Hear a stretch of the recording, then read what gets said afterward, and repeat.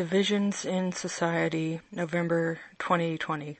There's just too much fake-induced competition in society. Everyone is, well, okay, I don't know about everyone, but a lot of us are somehow conditioned, probably through peer pressure, to make everything into a competition and to try and prove something, like prove that we have an advantage over others or an edge over others in a skill area or a knowledge area, or in the case of a lot of people, a money area. And Americans don't, well, America has its slogans that we are equal and we have freedoms, and we don't. We don't have freedom of press. We do not have freedom of speech. We do not have freedom of assembly, especially in hashtag current year or $current year, because time is going so fast that current year is all you can really call it. And you'll notice that there are these divisions in society among genders, race, very especially socioeconomic classes, regional origins like the North versus the South. It's really hard to say what the mindset of America is because it is a very, very diverse country. There's all of these very different people that can all be considered natural Americans, except they're very different, from Southerners to Northerners, East Coast, West Coast, Deep South, New England, Pacific Northwest, Midwest, flyover, big cities, all those divisions. And a very prominent division is rich people don't talk to poor people, but America also has a very broad middle class, and I don't really know what's true about other nations because they have been smeared by the American media. Like, Africa is not exactly dirt poor and starving. That's a smear. A lot of Africans will say that the food really sucks in the so-called first world, and they're not starving. They know that our food sucks and their food is really fresh. And anyhow, arranged marriages are a huge thing in America. It's just rephrased as shotgun wedding, where they make up a fake scenario where supposedly a Martin, who's probably firing blanks, knocks up a woman or a castrato, and I'm not really going to get into that part, but I've already talked about it. A very big divider is the sex or gender division, where, well, real men are incredibly rare, and Martins are the first majority, women are the second majority, castrati are a minority, and the proportions of these gender groups will vary from region to region, but I think that it's going to mostly be that way worldwide. Anyhow, there's this strong unfriendliness. Now, it's been documented that humans exhibit herd behavior, like bovines do. However, you'll notice that when you introduce animals into a group, the animals will go around sniffing each other's butts, and then they'll have a little bit of dominance aggression, and when they're done with that, they all just kind of get along, more or less. If they have a problem, they'll eventually get over it, even if it takes a while, but among humans, things are different. Now, with animals, it's going to be male, female, and then hermaphrodites, which are strangely received by their peers, because even animals use the penis is male, vagina is female logic. So when they meet a hermaphrodite, there's a lot of confusion. And a lot of the time, the normal animals aren't really sure what to do, because there's going to be dominance aggression. So usually they will assume that, the males will assume that if the other animal has a girl dick, then they're just gonna probably beat her up a little bit, or they might go, wait, something's strange here, but maybe I shouldn't be too harsh. So yeah, it kind of varies, I guess, depending on species, perhaps. Personally, I haven't met many transgendered dogs, but with cats and ferrets and bovines, that happens. I don't really know much about raising bovines, though, but... So, hermaphrodites are just a thing that happens, but with humans, it's forced. And then there's that secret, this huge secret in plain sight club, and they treat the natural people very poorly, but we live in a fake world. The food is fake, money is fake, everything is artificial, and society is the exact same way. It's all forced. So, even though something can be naturally occurring, when it's brute forced, using organic methods, it's not quite natural, but anyhow, people get weirdly jealous, so there's this forced coldness and distancing Even before this COVID shit, like, if there's a Martin and a woman married or something like that, a Martin and a castrata, but usually it's Martin and women, the woman will get extremely jealous if the Martin talks to anybody that uses she, her pronouns.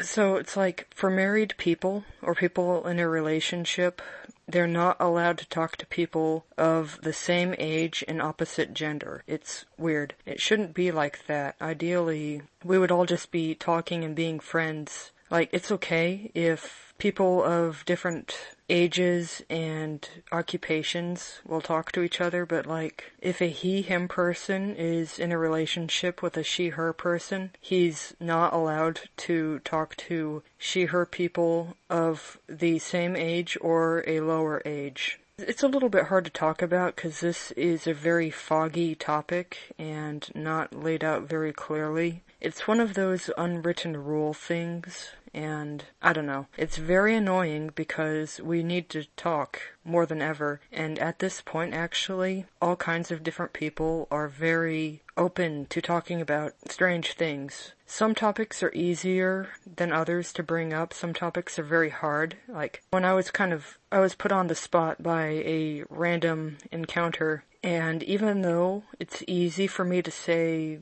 outlandish things into a recording device, to say it to another person's face, even though it was a real person, I was having a very hard time. I didn't plan it. It just happened, and I had to seize the opportunity, and then I realized there are all these factors, like, what would I do if this person repeats openly what I said without understanding the implications? Because the other person didn't quite fully know what was going on. I'm sure he had an inkling. We all feel things in our instincts and in our hearts, but when you don't understand all of the stuff of a scenario and all of the things that can come of it, it's easy to just say something carelessly without realizing what could happen. And with that in mind, and knowing the other person didn't understand all that yet, I had to be very careful with my words, and, well, we'll just worry about that as it develops. But some really open topics that are on the internet, photos of chemtrails are censored, but in real life you could just point to a chemtrail and say, I didn't see that back in the 90s. Or you can talk about time going faster, and some people will get angry and other people will go, man, you're onto something. And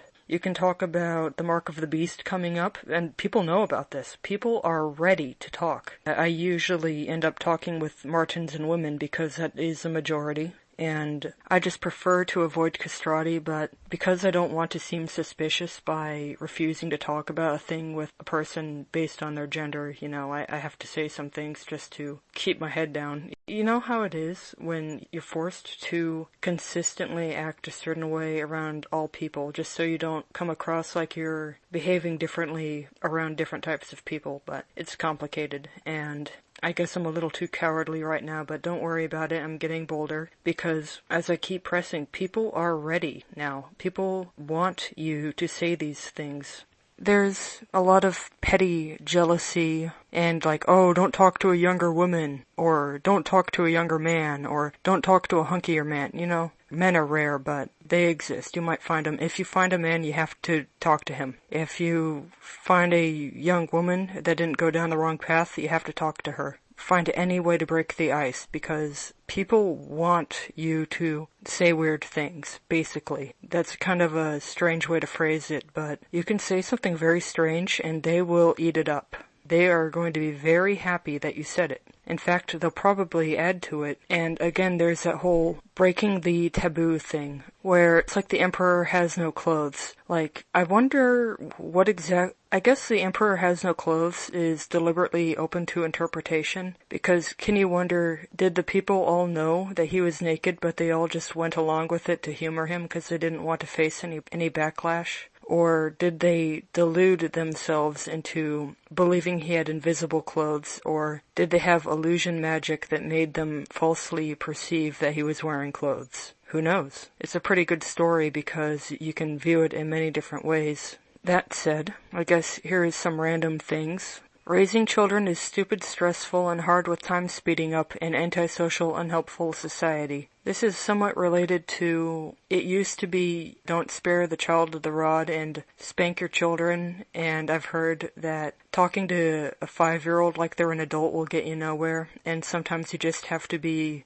sometimes you just gotta use old-fashioned discipline to condition the kid to not do bad things. Also, yeah, kid is a goat word, but, most children are goat kids, aren't they? And regarding whenever you see human media, like any casual photo or a casual blog entry or a private diary entry or someone's personal fan fiction or whatever, just something a human being makes for fun, that's human media. Anything highly produced for a profit is Baphomedia. Anyway, someone says, I wonder why certain stuff like that has strong feelings attached to it, like it's capturing a feeling, or it's supernatural or something, truly demonic in nature, but for being kinda not a huge deal, the way so-and-so clip hits you in the stomach area gives me an uneasy warm pit of the stomach feeling. Response?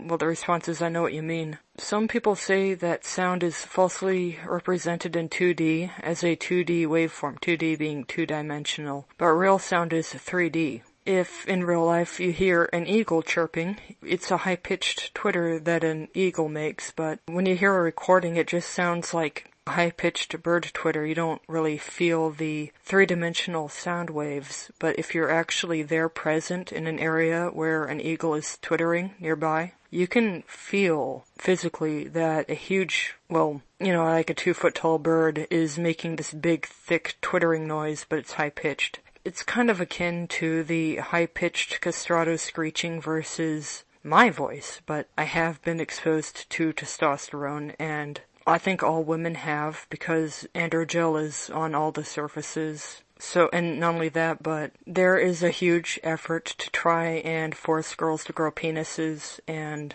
we have to deal with the side effects, so you can hear in my voice that I have been somewhat altered. Anyhow, sometimes energy is captured, as in a photograph or a recording. Sometimes some energy is captured, some emotion, intent, idea. I've felt strange, indescribable, weird vibes / emotion / something off of stuff I saw. Just so odd and off the wall. Fascinating and mysterious. Anyway, responding to so-and-so smacking their child. Children are inherently screechy brats that need to understand that the more one withstands petty suffering, the higher their tolerance is. Children that are met with apathy or a hard slap for messing up will become more emotionally stable, if it's warranted and deserved. Children who try to do good and get abused and hated on will always be really messed up. Sadly, I know too many cases of this. And people who go, OMG, how horrible YouTubers smacked the poor, sweet, innocent child. If it were my child, I'd smack. If it were a stranger's child, I'd leave because I'd go to jail for smacking some other person's dumb brat. Yeah, people have pointed out that it used to be understood that if your child got out of line, you'd beat their ass because they haven't cognitively developed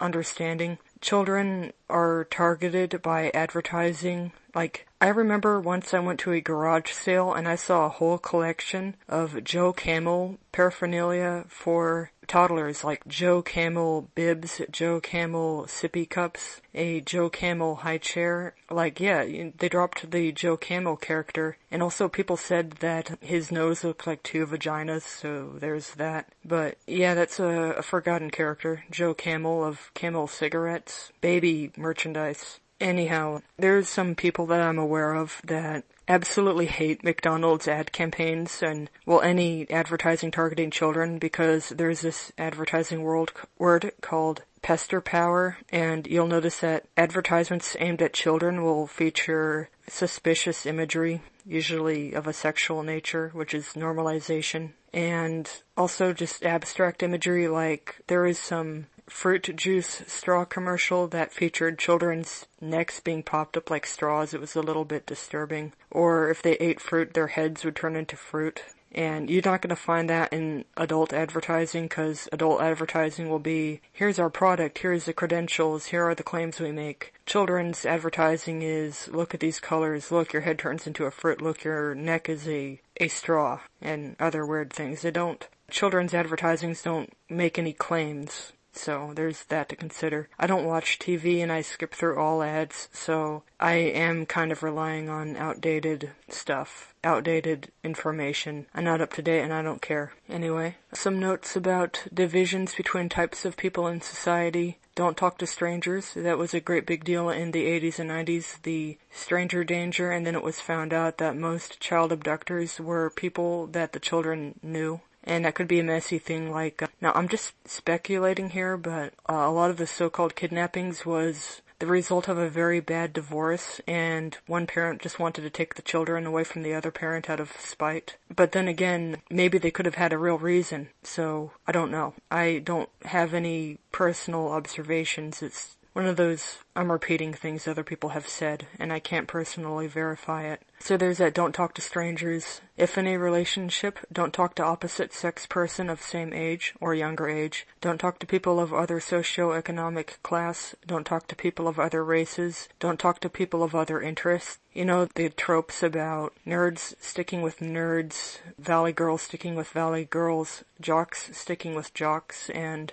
yeah, that's a division according to interest group. So we have to move past that. We're at the point where you have to talk to any human being that you find. Even if it's awkward, if I did it, you can do it too. It doesn't matter how awkward it is, you have to do it. So, now changing the topic again, this one is about opiates. An interesting point someone brought up was how medicine has changed today to being obsessed with pain management. She said it was the opiate pill pushers who really pushed all these rate your pain on a scale of 1 to 10 with different smiley faces, with different smiley face drawings for the pain levels. Back in the day, pain was a known part of the process. Having surgery, you'd be expected a painful recovery. Today they are obsessed with pain management and have people taking huge doses of pain meds as frequent as possible. People get addicted real easily to opiates. And yeah, I did have some kind of a surgery once where I dealt with dull pain afterwards, but I was given Vicodin. However, I never took it. I didn't need to because I wasn't suffering that much. Honestly, I had frequent problems that were far, far worse than what the Vicodin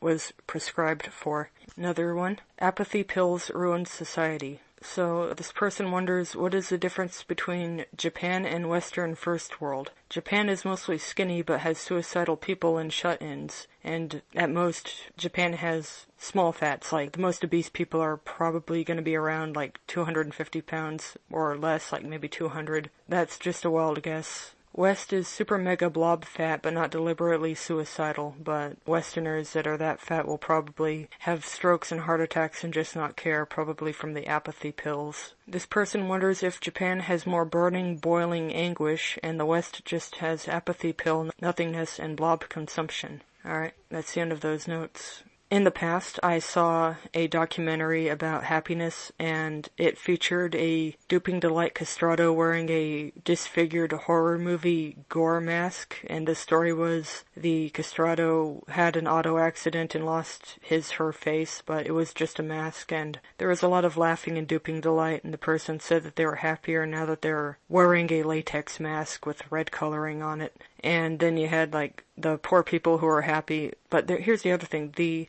documentary not once ever brought up recycled antidepressant piss in the water supply. Places like London and New York City and Toronto and other large cities, they have recycled antidepressant piss. They can't get the antidepressant piss out of the water. So if you drink the tap water, you're going to ingest antidepressants. Here's something I mentioned about reindeer and amanita mushrooms. Those things are not really psychoactive, but it was a substitute for alcohol, and a shaman or a reindeer would eat Amanita muscaria, and then other people would collect the urine and drink the urine and get high off of the urine. I'm not really sure how it works. I kind of thought once you use the substance, you've used it. But apparently some other substances are recyclable. So yeah, if you can't get the effects of mushrooms out of your urine, you can't get the effects of antidepressants out of your urine. Not only that, but happiness and sadness is a baseline thing. You can get used to anything. If you live in a dump